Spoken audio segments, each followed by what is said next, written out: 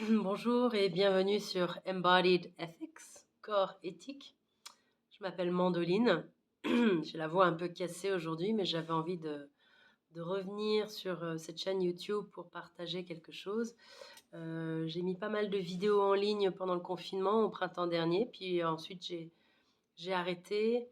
J'ai arrêté, notamment je sentais moins l'urgence en moi de la nécessité de faire ça. Et j'ai senti aussi que je commençais à perdre pied dans la complexité et des situations, des discours, etc. Et que j'avais envie de prendre du recul, un besoin de me préserver aussi avec tout ce qui se passait. Et là, je ressens l'élan de revenir partager des choses, des outils notamment, dans un contexte un peu différent. Donc 1 an et demi plus tard, si je revisionne les vidéos du printemps dernier, à mon sens, le contenu est toujours valable sur les régulations du système nerveux, la perception dans le corps de ce qui peut être menaçant et la manière dont on réagit lorsqu'on reçoit l'information, on perçoit l'information d'une menace ou quelque chose qui pourrait nous mettre en danger.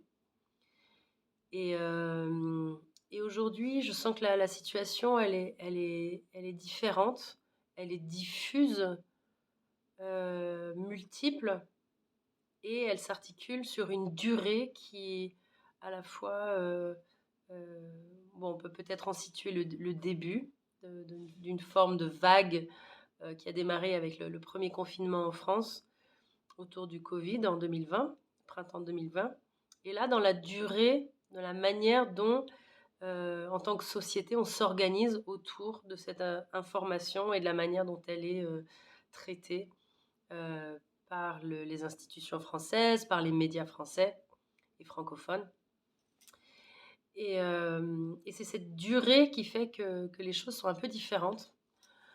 Plus le temps passe, plus on a la possibilité de s'ouvrir à de nouvelles informations, ce qui ne veut pas dire forcément qu'on le fait.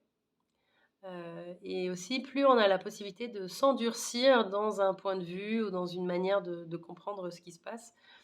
Et comme nous vivons dans un univers d'algorithmes, de se conforter à chaque fois que nous venons sur YouTube, sur Facebook, à la lecture et à visionner des choses qui nous confortent dans nos mondes, dans nos opinions et dans ce qu'on prend pour être de l'information. Et voilà, je me sens absolument incluse dans ce réseau-là, évidemment.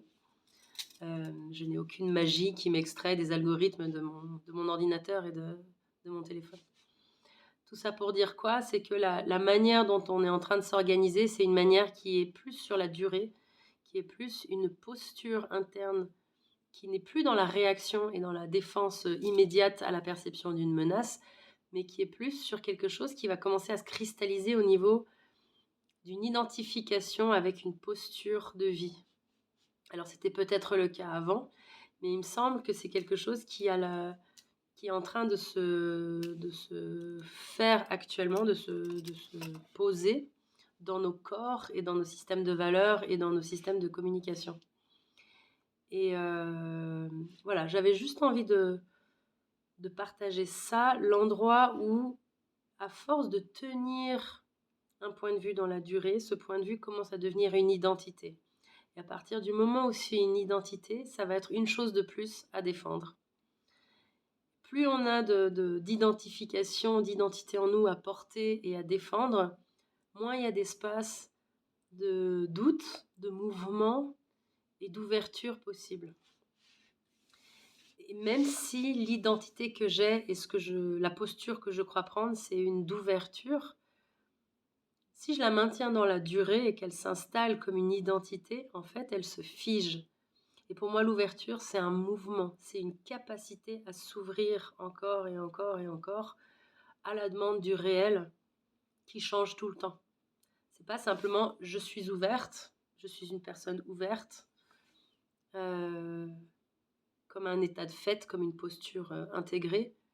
C'est pas un état posé, c'est une dynamique, c'est quelque chose qui tend à être un mouvement interne, une capacité à m'ouvrir en relation à la rencontre d'eux, à l'écoute d'eux, en rencontrant, en voyant quelque chose.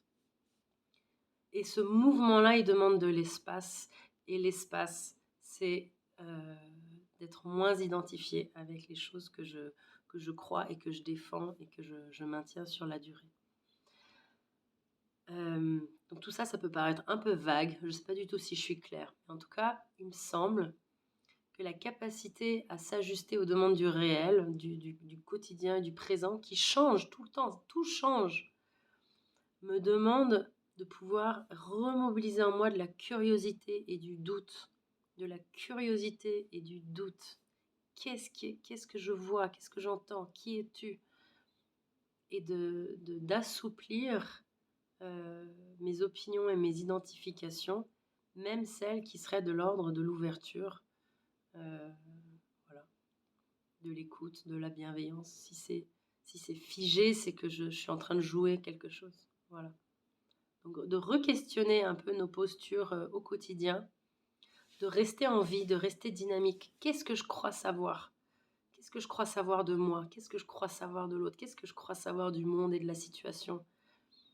Et de ne pas empiler les savoirs et de les laisser là, figés, morts, inertes, et de se coller dans une image qu'on a de nous-mêmes, parce que tout change vite.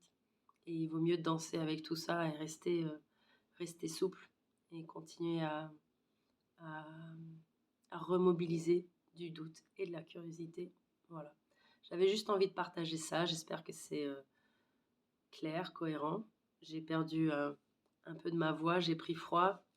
J'espère ne pas avoir trop perdu de ma tête ces derniers jours.